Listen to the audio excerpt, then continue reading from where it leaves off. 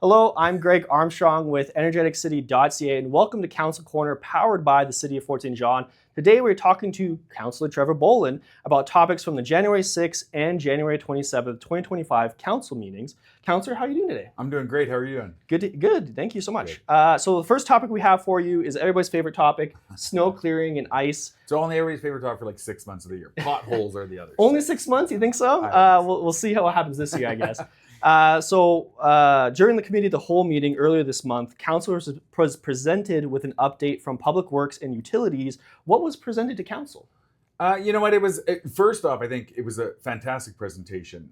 And even if people who've seen the presentation or read about it online, even if they didn't agree with the actual factual data behind it, I think the importance of it was it becoming a public document. It became a live document, so that council was able to then look at suggestions made by staff. They were able to look at suggestions they've heard from residents as we try to find what is the best way to handle this. And what we always see on social media, and people say only in Fort St. John, and this happened in this community in Fort St. John, and it's like this is every council in Canada where it snows, and even Florida now, because they get snow now. But it's all of us, and it's trying to figure out that sweet spot to what's going to work in reality, and what's going to also keep residents happy. So I think the important factor there was here's how we do it.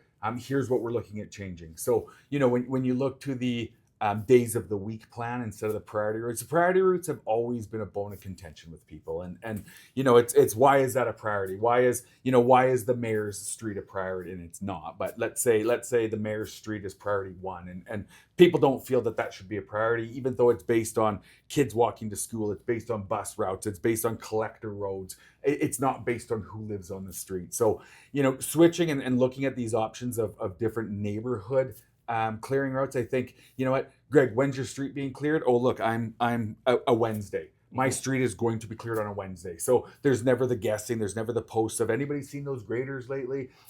You'll know where it is, when it is. You can plan for it. You can move your vehicle off of the road for it. Which also tied into some of the other discussions we had on, downtown parking. How do we clear streets effectively and able to go curb to curb with a row of vehicles parked there. So I think you're going to see a lot of changes coming. I don't think you're going to see them all happen this year because, hopefully we're near the end of this snow season. But I think people just need to understand that this is not a one and done. This is a live document. This is a live process that we will continue to tweak and look at other communities. We've looked at some comparable communities as to what their best practices are, what works, what doesn't, and we formulate a plan. We communicate that plan, and we all live a little bit better. Awesome. As you mentioned, some of the changes you're working on, seeing what works, what doesn't. Do you have any examples that have been proposed that you could share with us in the near future? Yeah, I think the biggest one is the days of the week instead of the priority routes. I think that would be the kind of the front runner of all of it. The no parking bylaws.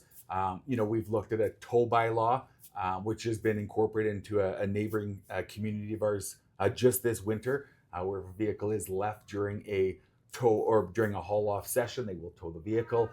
So again, I think it's around communication. It's around people understanding the importance of all of us working together. It takes a community to build one. Yeah, so let's focus in a little bit on the proposed no parking ban. That's going to specifically be for downtown. Can you give me a little bit more information on that and how it's going to impact downtown workers and snow removal crews? It is. So right now the proposal, we went back and forth with a couple different times that we're going to be looking at, keeping in mind that people still shop in the downtown in the evening. So, I think what council went back with during that presentation, during that committee of the whole, was having a time that will fit for businesses, that they can be open. This isn't going to interrupt them. And from there, I think it's going to be a trial period. We're going to put it in place. Are we going to immediately tow vehicles? I don't think so. I would hope not. But as far as helping people to understand what this new process is, we have never done it. But you know what I mean? I'm driving 100th Street all the time. And it's very busy. It's very popular. We've got lots of stores in that downtown core that are opening later. Some of the dining restaurants that are there are now open until 8 and 9 p.m.s where they weren't before. So we will continue to monitor that. We will continue to adjust it. Some of the bigger complaints earlier in the year was a plow from the center out to the curb. That caused a lot of issues for businesses. We heard about it. People were very upfront about it. Those changes were then implemented. Went back to that into the center to haul it off. So we listen and we drive the same roads. And I think people need to understand that even that operator is taking his family downtown in the afternoon or in the evening or during a snow event. All of us are affected by what it is, and it's about, like I said, finding that change that's gonna make a big difference, and that's what we're committed to doing. For sure.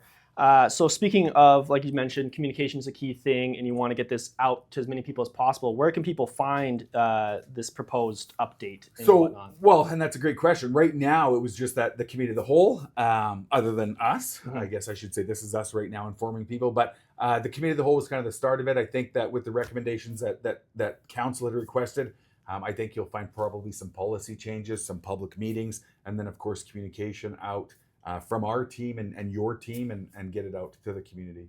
Sounds good. Moving on to our next topic. Speaking of parking, another presentation the council received was an update on parking, both residential and downtown. What were some of the key takeaways from that presentation? I think the biggest thing, and so I mean, I'll mention some, and this isn't to pick on certain neighborhoods or certain areas, but to go with some of the biggest complaints, 112th Ave, for example. There's complaints that we've seen on Facebook. It is a main ambulance route. 112th is, 86th is. When you're going down 112th Ave, and there's cars parked on both sides of the road, you're coming upon, maybe an emergency vehicle. Neither of you can go anywhere until one of you pulls over. Hopefully you can pull over and get out of the way. So, throw in snow clearing with that, throw in garbage day with that. So we really, as Fort St. John's getting busier and as, we've seen the province before at the end of the 2024 season come out with their new bylaws on allowing, more dwellings on properties. It's not going to make it any easier. So really it's about the city being proactive. How can we implement change that is safe for the community, but also doesn't impede people on their own lifestyles? Exactly. It looks like there's a survey going around with the parking strategy update. What will the results of the survey do to help different areas of city government now and moving forward? Everything we do is based on the public feedback, and you don't have to attend a meeting. I mean, we absolutely love when people attend meetings. That's why we have so many chairs out, but you don't have to attend a meeting to have your voice heard. So if doing a survey online is the best way for you to communicate back with staff, we have an amazing team of staff that this gets presented back to us in the form of reports. And if you've never, for those watching us, if you've never seen a council meeting, our reports are massive, and staff spend weeks on these reports. They're presented back to council with some of the different options we have to go forward. Later on, when we get into the budgeting process, we'll talk about that a little bit, because some of those ideas then spark a bit of a creativity side, that it's how can we put this together and fill out the surveys, get involved, stay in touch with your councillors and your mayor, honestly, because that is how any change happens at a local level. And this is the only form of government you can do it. Get a hold of the province, try to get change. Get a hold of the feds, try to get change. It's not going to happen. You get a hold of your councillors or your mayor, and change starts to happen at the ground level. Yeah, like you said, we all live here. We're all driving these streets. This is our community. Moving into another big topic in the city is housing needs. Council also received an update about housing needs report for the city. What does this type of study entail, and why was it completed? It is a absolutely in-depth study. It's required now by the province, which was a few years ago now when the first one was done. I think it was 5 or 6 years ago. And you know what? Even being in real estate for as long as I had, I still didn't grasp what that report was all about. And because, you see houses come up, you see new developments, you see buildings, but at no point in time is there a breakdown of what fits where, right? So in my real estate life, it was always days on market. It was always, when are we going to run out of inventory? How much inventory do we need to get through the next 3 months? This actually broke down to demographics. It broke down to kind of every aspect of the residents. It broke down to what we're missing, what should be built. And what's nice about that is you end up getting and not only council, but even our economic development team, they're then able to have that discussion with developers. Our building and engineering team can have that discussion with developers, right? When a developer walks in and says, "This is what I want to build," it's like, you know what? I get that, and I can understand why. But have you looked at incorporating this? Have you looked at putting this in the picture? So I think that without reports like that is how you don't build a level keel community that appeals to everybody. So I think with these reports we've got in hand, so although they were mandatory, I think that now that we've done them and now that it's even been updated since then, and there will be another one in an OCP, it really gives us a guideline that we can follow. That's going to play into all aspects, whether it's the affordable side, whether it's the lack of sheltered housing, whatever aspect that becomes, we're able to use that as a baseline. I think that's important. No, for sure. So the initial study was done in 2020. Have you seen any change? Yeah, 5 years. You're right. So have you seen any changes from 2020 to now with the updated report? No, not a huge amount, but I think that's because of how the market's been the last 5 years. I think that the update right now is going to be pivotal for the next 5. Okay. We're seeing the market change at drastic rates right now. So even when you look at assessed values in the last 5 years, that they'd go down a little, they'd go up, they'd par out. So the market, the housing market in its entirety has been pretty stable the last 5, with not a lot of new influx or new construction. But now you're looking at VRS adding 115 units on 100th Ave. You're looking at the recent proposal by the association for another 55 or 60 units next to that.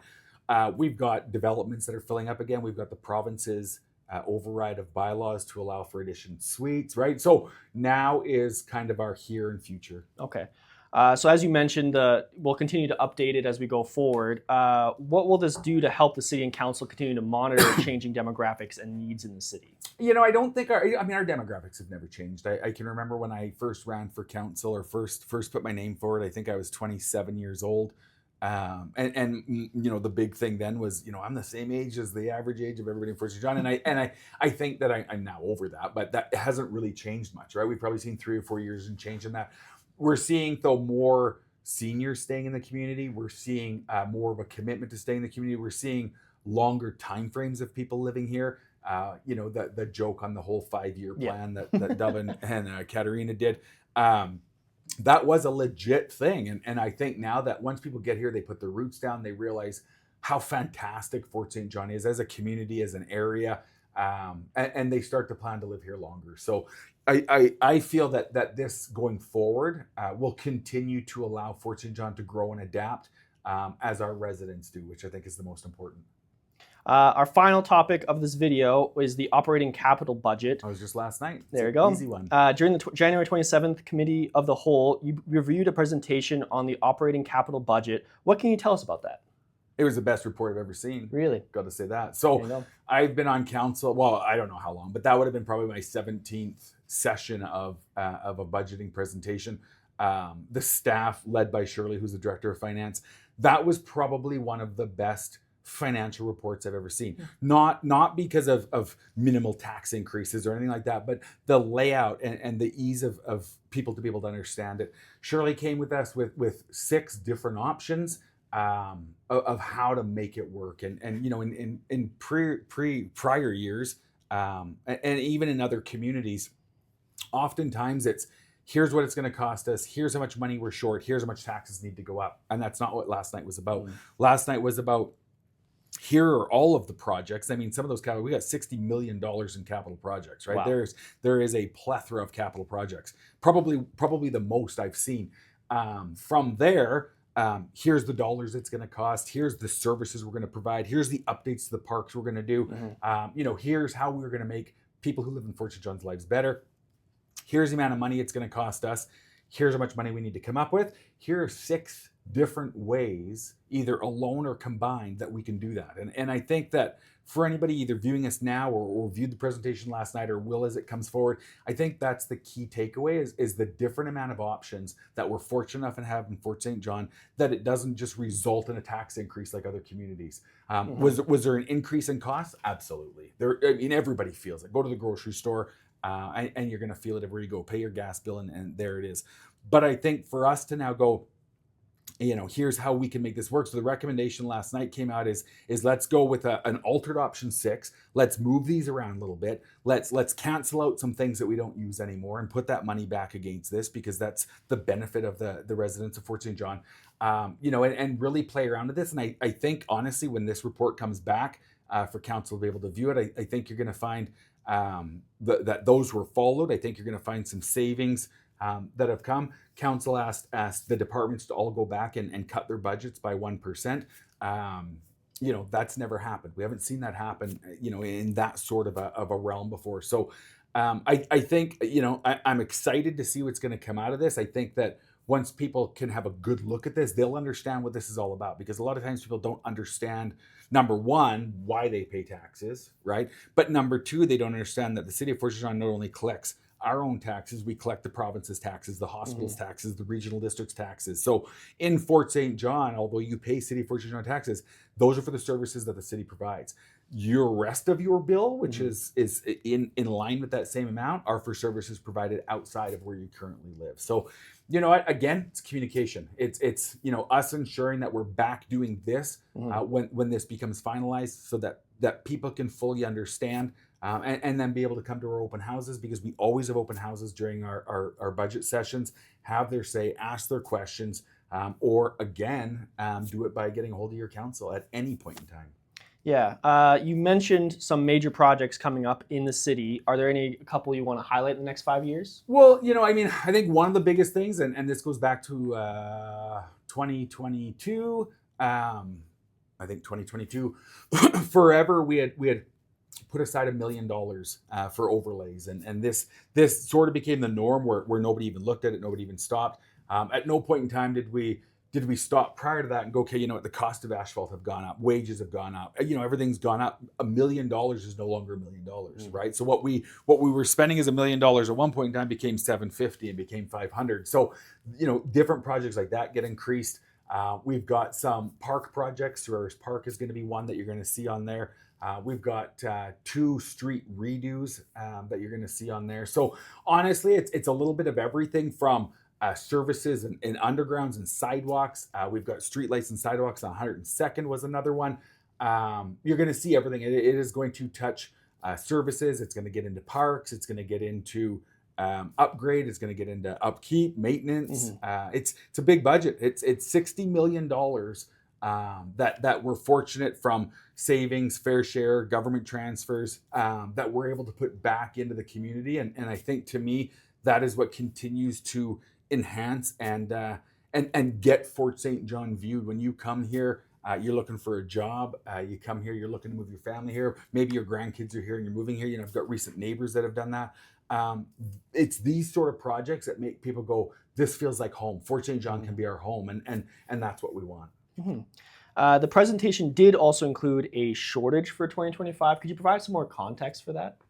Yeah, they always do. Same as our operating budget. There's going to be either shortages. There's going to be, and it was very small that was done. But from there, it's okay, is this project actually going to happen in 2025, or is this a 2026 project? So a lot of what gets laid out last night, although we have a $60 million budget and we have, like I said, a plethora of jobs, like it was 4 or 5 pages of an Excel sheet of different projects that are going to be done. They're not going to all get done. Some of them are going to get bumped. Some of them are going to get moved. So right now, this is a look at it. As we see what the final project looks like, you're not going to see probably that bit of a difference in value there. You'll see a very well laid out, strategically planned 5-year update as to how this all fits together and what these pieces are. Some of the big projects, it's a little bit this year, more next year. Some of the ones that are filing off, it was bigger last year, it's less this year. So of course, even though we've got calendar years with our budgets, you've got snow that changes that. You've got downpours of rain in the summer that changes that. Kin Park, for an example, right? What we thought, all of a sudden gets larger and it wasn't finished in the year. We're now going to finish it in 25 and add all these different things, some lighting on the trails. It's kind of being able to roll with what needs to be done, understanding that we can't do everything overnight, but that our goals will be met, our budgets will be kept, and the projects will get finalized. And then what can you tell us about the proposed 5-year capital plan? all of our planning is done on a 5-year basis, and that is so that we can actually see a project come to fruition. You look at 100th Street. 100th Street was very much a 5-phase kind of 6-year plan, although we even discussed it 2 years prior to that. So everything we do, you can't just do one thing with the city. You can't just change one sewer line and that be the end of the project, because all of a sudden there's 2 others that need to be done. There's a connector. There's all of these different options. So our 5-year plans really look at, here's what we can commit to as 90% today, right? This is our 90%, $60 million, or 95%, $60 million that we can commit to today. A little bit of that might roll into next year. We know next year at 28 or $29 million, here's where we can start to earmark that stuff so that we can start to finish these off. So when we do these large phase projects, such as 100th Street or even the RCMP building, the RCMP, fell under a capital project that wasn't a 1 year, a 1 year item, that was a couple of years. Yeah. From there, I think anybody trying to do something inside of 1 year would be short-sighted.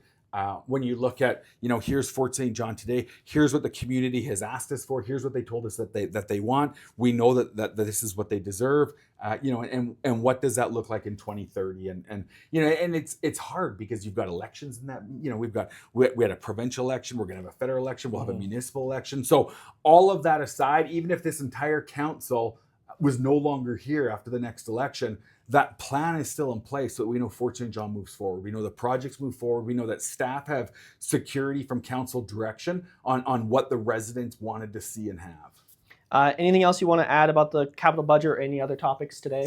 No, honestly though, just get involved, right? I mean, last night a lot of people go, it's not a big thing to be a part of this, and that's fine. We've seen the presentation, but I think going forward, when we start having open houses, when we start having the information online, I know you guys are always so fast to share it, and we're grateful for that. Ask the questions, figure out what the projects are, figure out what does that mean for you as a homeowner, of a property in Matthews Park or over by Swearis or wherever you live.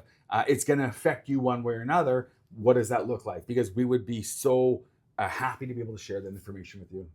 Awesome. So that's all I have for you today. Thank you so much for joining me, Councillor. Thanks for having me. That was Council Corner, powered by the City of Fort St. John. I'm Greg with energeticcity.ca. We will see you next time.